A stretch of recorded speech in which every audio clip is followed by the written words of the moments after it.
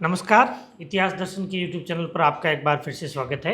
आज का हमारा टॉपिक है राष्ट्रीय एवं क्रांतिकारी आंदोलन। ठीक है, यानी कि गांधी जी से के भारत आने से पहले के जो आंदोलन है या फिर कोई क्रांतिकारी आंदोलन है वो इसके अंदर आए हैं। और कुल 7 परीक्षाओं में 13 प्रश्न पूछे, यानी कि 2 प्रश्न लगभग प्रति परीक्षा का एवरेज अब तक इस परीक्षा में इस टॉपिक से रहा है। तो हम बात करेंगे कि स्कूल लेक्चरर 2013 से 2025 तक जितनी भी परीक्षाएं हुई है उनमें से जो प्रश्न पूछे गए हैं वो प्रश्न आज अपन देखेंगे। चलते हैं। प्रश्न संख्या 1, दिल्ली षड्यंत्र मुकदमे में निम्न में से किसको फांसी दी गई थी? 1 अवध बिहारी, 2 अमीचंद, 3 बसंत कुमार या बलराज। इस प्रश्न का सही उत्तर है ऑप्शन संख्या 2 ए, बी और डी। देखिए 1911 में दिल्ली दरबार हुआ और इस दिल्ली दरबार में लॉर्ड हार्डिंग ने घोषणा की कि भारत की राजधानी अब कलकत्ता से लेकर के दिल्ली लाई जाएगी। तो उसी के क्रम में 23 दिसंबर 1912 को, कब? 23 दिसंबर 1912 को दिल्ली की राजधानी दिल्ली लाई गई और इसके उपलक्ष्य में एक बहुत बड़े जुलूस का आयोजन किया गया। तो चांदनी चौक में ये जो लॉर्ड हार्डिंग था, इस लॉर्ड हार्डिंग ने चांदनी चौक में एक जुलूस के रूप में ये हाथी पर बैठा था। उस समय इस पर बम फेंकने की योजना तो बनाई थी रास बिहारी बोस ने। ठीक है। तो जब ये चांदनी चौक आया तो इस पर बम फेंका गया। इस बम कांड में 13 लोगों पर मुकदमा चलाया गया और 4 लोगों को इस बम कांड के आरोप में दिल्ली षड्यंत्र केस चलाया गया। और 4 लोग, 2 तो है, एक अवध बिहारी, दूसरा अमीचंद्र, तीसरा बसंत कुमार और चौथा बाल मुकुंद। ठीक है, इन चारों को क्या दे दी गई? फांसी। तो प्रश्न पूछा जाए कि कितने लोगों को फांसी दे दी गई थी? 4 लोगों को। केस कितने लोगों पर चलाया गया था? 13 लोगों पर। और इसमें एक इम्पोर्टेंट बात है कि एक दीनानाथ नामक व्यक्ति जो इनके साथ था षड्यंत्र में, वो बाद में सरकारी गवाह बन गया था। तो ये भी प्रश्न पूछा जाता है कि दिल्ली षड्यंत्र केस में सरकारी गवाह कौन था? दीनानाथ। इस दीनानाथ को बाद में क्या किया? देश निकाला दे दिया गया था। ठीक है, तो इस प्रकार इस प्रश्न का पहला option A, B, D, option संख्या 2 सही है। ये बलराज नहीं था, बसंत कुमार और बाल मुकुंद था, बलराज नहीं। आगे चलते हैं। प्रश्न संख्या 2, 1905 में नए गठित पूर्वी बंगाल और असम का प्रथम लेफ्टिनेंट गवर्नर कौन था? 1 sir John Woodburn, 2 sir Edmund Norman Baker, sir Andrew Anderson Fraser, 4 sir Joseph Bampfylde Fuller और 5 अनुत्तरित। तो इस प्रश्न का सही उत्तर है ऑप्शन संख्या 4 सर जोसेफ बमफील्ड फुलर। ठीक है, देखिए 16 अक्टूबर 1905 को बंगाल विभाजन लागू किया गया और बंगाल विभाजन को 2 भागों में बांट दिया गया, एक पश्चिमी बंगाल और एक पूर्वी बंगाल और असम। इस पूर्वी बंगाल की राजधानी बनाई गई ढाका और पहली बार इस बमफील्ड फुलर को जो लेफ्टिनेंट गवर्नर बनाया गया और इसने कहा था कि हिंदू और मुस्लिम मेरी 2 पत्नियां हैं। क्या है? मेरी 2 पत्नियां, उनमें से मुस्लिम मेरी सबसे चहेती पत्नी है। ठीक है, तो इसने हिंदू और मुस्लिम को अपनी 2 पत्नियां बताया और मुस्लिम को अपनी चहेती पत्नी बनाया। तो इस प्रकार इस प्रश्न का सही उत्तर हो गया ऑप्शन संख्या 2, ऑप्शन संख्या 4 सर जोसेफ बमफील्ड फुलर। प्रश्न संख्या 2। आगे चलते हैं। प्रश्न संख्या 3, नासिक के कलेक्टर जैक्सन की हत्या किसने की थी? 1 गणेश सावरकर, 2 मदन लाल ढींगरा, 3 सुखदेव और 4 अनंत लक्ष्मण कानरे। तो इस प्रश्न का सही उत्तर है ऑप्शन संख्या 4 अनंत लक्ष्मण कानरे। अनंत लक्ष्मण कानरे जो था, इसने 21 दिसंबर 1909 को किसकी हत्या की थी? जैक्सन की। ठीक है, इसकी हत्या क्यों की थी? क्योंकि नासिक के जिला कलेक्टर जैक्सन ने अभिनव भारत के एक सदस्य थे गणेश सावरकर। ठीक है, इन गणेश सावरकर की क्या है, इसको काले पानी की सज़ा दे दी गई थी गणेश सावरकर को। तो इसके विरोध में ठीक है। गणेश सावरकर को जो सजा दी थी, इसके विरोध में नासिक के कलेक्टर जैक्सन की अनंत लक्ष्मण कानड़े ने गोली मारकर हत्या कर दी। और इस हत्या के बाद अनंत लक्ष्मण कानड़े, कृष्ण गोपाल कर्वे, ये नाम याद रखना, प्रश्न ये पूछे गए हैं, यूजीसी नेट में भी आए हुए हैं। कृष्ण गोपाल कर्वे और विनायक देशपांडे, इनको नासिक षड्यंत्र केस में फांसी की सजा हुई थी। कितनों को फांसी की सजा दी गई? 3 जनों को फांसी की सजा दी गई। और विनायक दामोदर सावरकर जो है, इनको भी इस केस में फिर क्या किया, इंग्लैंड से ला करके यहाँ लाया गया और आजीवन कारावास दिया गया। कुल 37 लोगों पर केस चलाया, जिनमें से 3 को फांसी दे दी गई। ये फांसी वाले नाम याद रखना, इंपॉर्टेंट नाम है, कई बार पूछे हैं, अनंत लक्ष्मण कानड़े, कृष्ण गोपाल कर्वे और विनायक देशपांडे। ठीक है, आगे चलते हैं। प्रश्न संख्या 4, निम्न में से किस क्रांतिकारी को फांसी नहीं दी गई? ऑप्शन संख्या 1 सूर्यसेन, 2 प्रफुल्ल चाकी, 3 मदनलाल डेंगरा और 4 खुदीराम बोस। तो इस प्रश्न का सही उत्तर है ऑप्शन संख्या 2 प्रफुल्ल चाकी। ठीक है, 30 अप्रैल 1908 को, कब? 30 अप्रैल 1908 को खुदीराम बोस और प्रफुल्ल चाकी, 2 व्यक्ति थे। खुदीराम बोस और प्रफुल्ल चाकी ने मुजफ्फर के मजिस्ट्रेट थे किंग्सफोर्ड, इन किंग्सफोर्ड की क्या है, हत्या का प्रयास किया। लेकिन किंग्सफोर्ड के जगह पर कैनेडी की पत्नी और उसकी पुत्री इसमें मारे गए। किंग्सफोर्ड मारा नहीं गया, लेकिन कैनेडी की पत्नी और पुत्री दोनों मारे गए। इन दोनों खुदीराम बोस और प्रफुल्ल चाकी को गिरफ्तार कर लिया गया। तो प्रफुल्ल चाकी को जब गिरफ्तार किया गया तो प्रफुल्ल चाकी ने आत्महत्या कर ली। क्या कर ली? आत्महत्या कर ली। इस कारण प्रफुल्ल चाकी को फांसी नहीं दी गई थी, इसने क्या किया था? आत्महत्या। फिर खुदीराम बोस को गिरफ्तार कर लिया गया और 11 अगस्त 1908 को खुदीराम बोस को फांसी दे दी गई। और ये है फांसी पाने वाला सबसे कम उम्र का जो क्रांतिकारी था, वो खुदीराम बोस था। 18 वर्ष की अल्पायु में ये फांसी के फंदे पर झूल गया। तो इम्पोर्टेंट बात है, एक तो किसको फांसी दी गई थी? खुदीराम बोस को। और खुदीराम बोस को जब फांसी दी गई तब वो कितने वर्ष का था? 18 वर्ष का था, और सबसे छोटी उम्र में। और दूसरा है मदनलाल ढींगरा। मदनलाल ढींगरा ने क्या किया था? 1909 में इसने लंदन में कर्जन वाइली की हत्या कर दी थी। कर्नल वाइली जो था, भारत सचिव था, इसकी लंदन में हत्या कर दी थी। और फिर उनको क्या किया था कि यहाँ फांसी की सज़ा दे दी गई थी। और विदेशी धरती पर फांसी पाने वाला पहला व्यक्ति जो था वो था आपके मदनलाल ढींगरा। तो मदनलाल ढींगरा को फांसी कहाँ दी गई थी? लंदन में। ठीक है। और सूर्यसेन, ये मास्टर सूर्यसेन थे, चिटगांव शस्त्रागार से संबंधित थे। और इनको 1934 में इनको भी फांसी दे दी गई थी, क्योंकि इन्होंने चिटगांव शस्त्रागार पर हमला किया था। तो इस प्रकार इस प्रश्न का सही उत्तर हो गया ऑप्शन संख्या 2 प्रफुल्ल चाकी। आगे चलते हैं। प्रश्न संख्या 5, किसने कहा कि राष्ट्रीय कांग्रेस के अधिवेशन शिक्षित भारतीयों का वार्षिक राष्ट्रीय मेला है? ऑप्शन संख्या 1 लाला लाजपत राय, 2 विपिन चंद्र, 3 बाल गंगाधर तिलक और 4 एनी बेसेंट। तो इस प्रश्न का सही उत्तर है ऑप्शन संख्या 1 लाला लाजपत राय। ठीक है।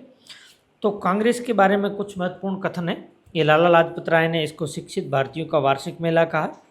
और विपिन चंद्र पाल है, इन्होंने कांग्रेस को कहा है याचना संस्था। क्या कहा? याचना संस्था। क्या कहा? याचना संस्था। ये किसने कहा?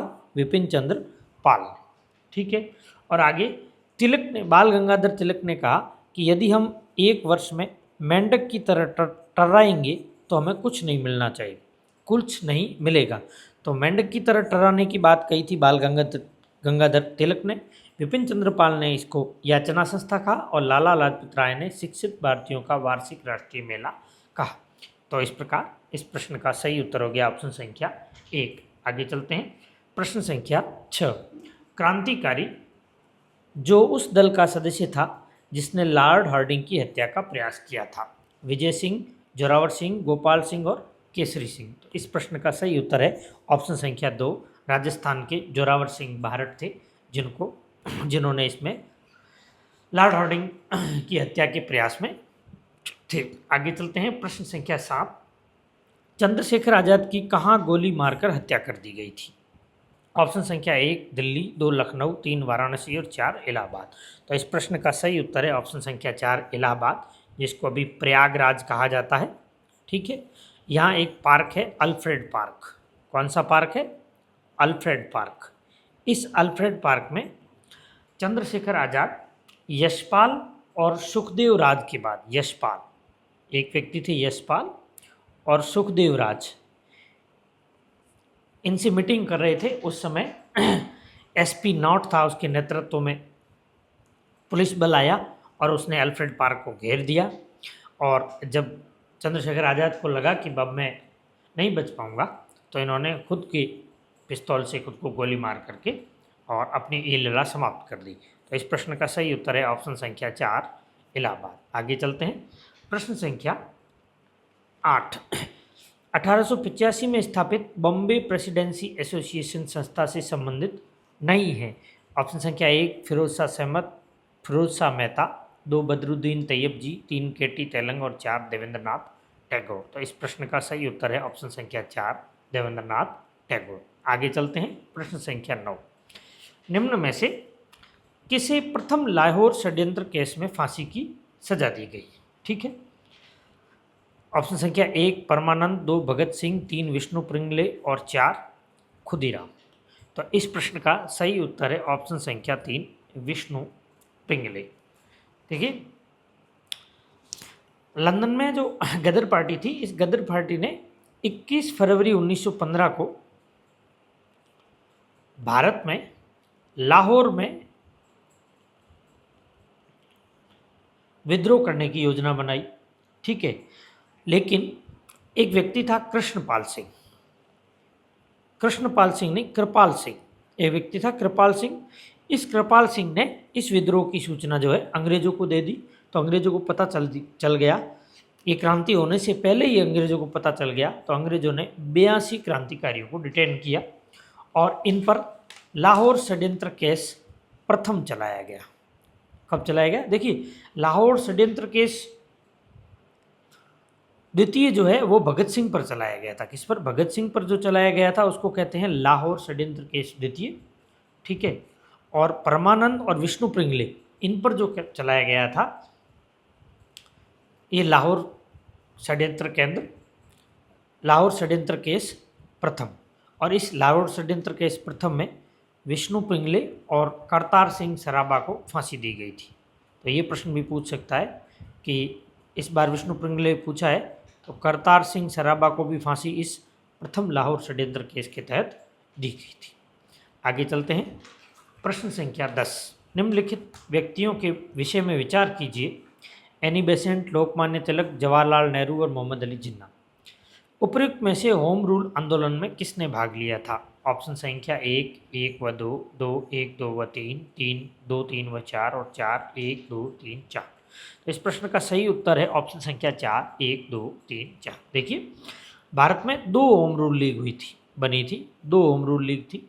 एक तो होम रूल लीग थी तिलक की, ठीक है, और दूसरी थी एनी बेसेंट की। ठीक है, तो तिलक ने 28 अप्रैल 1916 को, कब? 28 अप्रैल 1916 को बेलगांव में होम रूल लीग की स्थापना की थी। इसके अध्यक्ष जोसेफ बैप्टिस्टा को बनाया गया और इनके प्रथम जो सचिव थे वो एनसी केलकर। तो पूछ लें, जोसेफ बैप्टिस्टा और एनसी केलकर, ये दोनों आपके थे तिलक की होम रूल लीग से संबंधित थे। अब बात करते हैं एनी बेसेंट। तो एनी बेसेंट की होम रूल लीग की स्थापना हुई थी आपके सितंबर 1916 में। ठीक है, ये प्रश्न भी पूछा जाता है कि दोनों में से कौन सी होम रूल लीग की स्थापना पहले हुई। तो 28 अप्रैल 1916 को तिलक की होम रूल लीग की स्थापना हुई और सितंबर 1916 में एनी बेसेंट की होम रूल लीग की स्थापना की गई। अब देखिए, इनमें एक अंतर है कि ये जो एनी बेसेंट की जो होम रूल थी वो ऑल इंडिया में फैल गई थी, ठीक है। तो इसका जो स्वरूप था इससे वृहद था, ठीक है। और इसके सचिव बनाए गए जॉर्ज अरुंडेल। कौन बनाए गए? तो जॉर्ज अरुंडेल एनी बेसेंट की होम रूल लीग के सचिव थे। और इस होम रूल लीग से जिन्ना और नेहरू भी जुड़े हुए थे। जिन्ना और नेहरू किससे जुड़े थे? एनी बेसेंट वाली होम रूल लीग से। तो इस प्रकार ये इस प्रश्न का सही उत्तर हो गया ऑप्शन संख्या 1, 2, 3, 4। आगे चलते हैं। प्रश्न संख्या 11, कांग्रेस के किस अधिवेशन में स्वदेशी का प्रस्ताव स्वीकार किया गया? ऑप्शन संख्या 1, मद्रास के 1903 के अधिवेशन में, 2, बम्बई के 1904 के अधिवेशन में, 3, बनारस के 1905 के अधिवेशन में और 4, कलकत्ता के 1906 के अधिवेशन में। तो इस प्रश्न का सही उत्तर है ऑप्शन संख्या 3, बनारस के 1905 के अधिवेशन।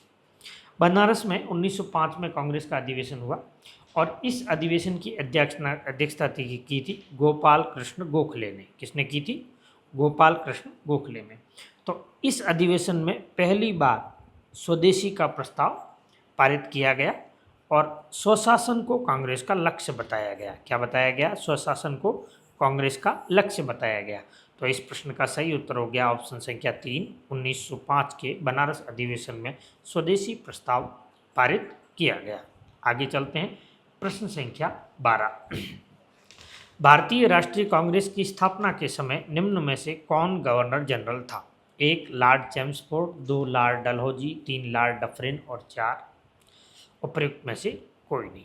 तो इस प्रश्न का सही उत्तर है ऑप्शन संख्या 3, लॉर्ड डफरिन। देखिए लॉर्ड डफरिन जो है उसका कार्यकाल था 1884 से 1885, 1884 से 1888, 1888। इस समय लॉर्ड डफरिन था। तो दिसंबर 1885 में बम्बई के गोकुल दास तेजपाल संस्कृत कॉलेज में 72 सदस्यों के साथ कांग्रेस की स्थापना हुई। इसके प्रथम अध्यक्ष व्योमेश चंद्र बनर्जी बनाए गए, ठीक है। तो इस प्रकार इस समय पूछा गया है कि गवर्नर जनरल कौन थे? तो वो लॉर्ड डफरिन थे और लॉर्ड डफरिन का कार्यकाल था 1884 से 1888, ठीक है। इस कांग्रेस की स्थापना तो होनी थी पूना में, लेकिन पूना में प्लेग फैल गया, इस कारण इसकी स्थापना हो गई आपके बम्बई में, ठीक है। आगे चलते हैं। प्रश्न संख्या 13, होम रूल लीग आंदोलन चलाने वाली होम लीगों की संख्या कितनी थी?